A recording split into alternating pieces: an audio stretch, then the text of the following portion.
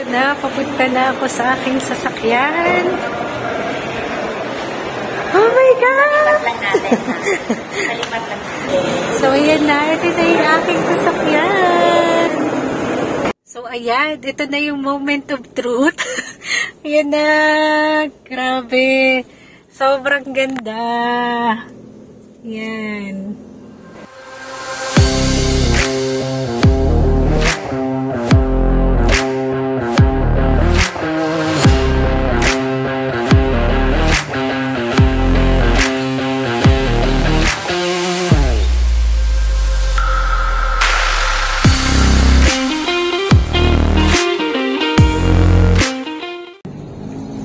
Itong sasakyan na to, papangalanan natin siyang Vela. Anyway, yun nga, ito nga pala sasakyan, may mga may mga seat cover na, pinalagyan ko na rin. Kasi free naman yan, so pinakabit ko na rin agad sa kanila. Kaya hindi na natin makikita yung actual design ng nung upuan. Pero baka mga after a week, tatanggalin ko na rin yan. Mas okay lang na pinakabit ko lang muna din. Ayan. Ito yung camera kapag ka naka 360, wait lang. So, ayan yung 360 camera niya. O, ayan, diba? May kita mo yung front, yung back, and then the side. O, ayan. As in 360 talaga. Kaya sobrang ganda ng features na yan. So, isa pag nagustuhan namin dito sa Toyota Veloz V, yung mga safety features niya. Kasi, parang meron siyang lane detection sensor, parang ganun. Kasi kapag ginagamit mo yung sasakyan, tapos parang nandun ka sa parang, di ba, example, broken line, di ba? Tapos nandun ka sa gitna, kinakabig niya yung manibela mo papunta dun sa tamang lane. And meron din siya mga sensor dun sa left and right na side mirror. Kapag ka nagsisignal siya, tumutunog siya, nag-a-alarm kapag ka merong parang sobrang lapit na sa'yo sa sasakyan na mga sasakyan or mga motor, ganun. So, inform ka kagad or manonotify ka kagad na may malapit sa yung sasakyan na pwedeng dumikit, yung mga ganun. So, malalaman mo agad. May inform ka kagad, diba? Kahit example, parang hindi mo nakita, pero mag-a-alarm siya agad. Sa akin, sobrang ganda ng mga ganong features, lalo na yung sa lane. Siyempre, kung hindi mo pa masyadong kabisado, so, parang kinokontrol niya automatic. Hindi naman sobrang lakas na ikakabig niya agad, di ba? Hindi naman ganon. Pero parang ilalagay ka niya sa tamang lane, di ba? So, maganda yung ganong features. So, isa pang magandang feature din itong Veloz. Yan. So, kapag ilalak mo, hindi mo na kailangan susian dito. Pwedeng ito lang. Ayan. So, auto-fold na din yung kanyang side mirror. Tapos, kung gusto nating open. O, diba? Yan. So, ayan. Ito,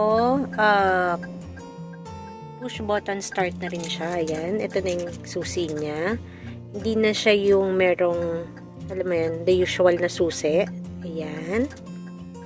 Tapos, meron din siya ditong pwede ka mag-charge. Ayan. Lalagay mo na lang. Pero ito hindi ko pa na-try.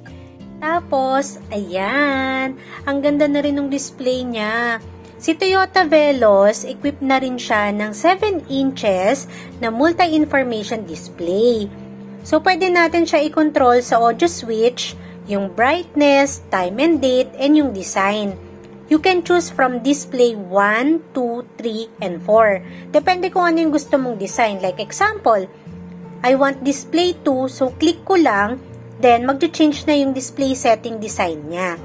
Digital meter na rin siya, kaya hindi na tayo mahirapan i-check yung speed natin. Tapos ito, yung in-order ko lang to sa online. Ayan, yung cover. Ito kasi yung niya, original niya. So, nilagyan ko ng ganyan para kitang-kita si Veloz. Ayan siya. Tapos, ito yung sinasabi ko na para meron siyang ambient lighting. Yan. May blue siya sa gilid and also on the other side. Ayan, dun sa gilid. Ayan, dito banda. Ayan. So, mas ma-appreciate mo siya kapag ka gabi.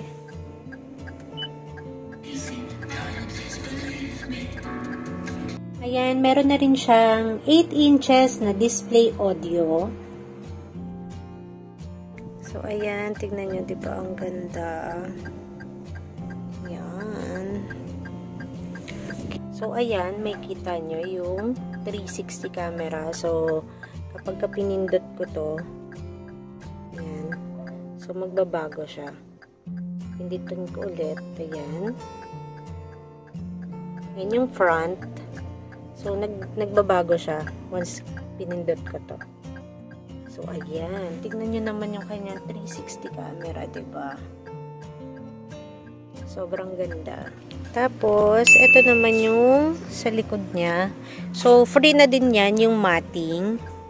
Libre ko na rin na nakuha yan. From Toyota Cubao.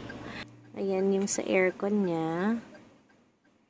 Tapos, meron naman ditong control. Then, ito naman yung ilaw. Ayan. Okay. Ayan. So, nandito ako ngayon sa second row. Okay. So, dito, maluwag din. Tingnan nyo. Ang layo. So, may spacing pa dito. So, alam mo yun, hindi masakit sa tuhod, diba? Kasi maluwag. So, meron na rin siya ditong bottle holder and then dun din sa kabila. And all in all, meron siyang 3 cups holder and 12 bottle holder. Also, meron na rin siyang USB port dito sa second row. So, maganda dito sa Veloz, yung mga upuan pwede mong gawing sofa mode.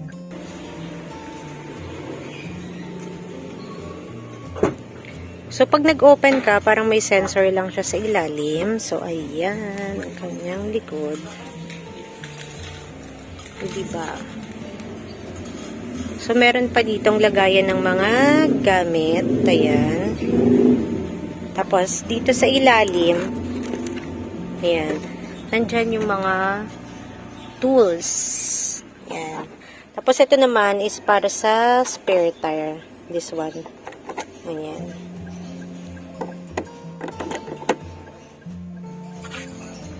So, ito yung sa third row.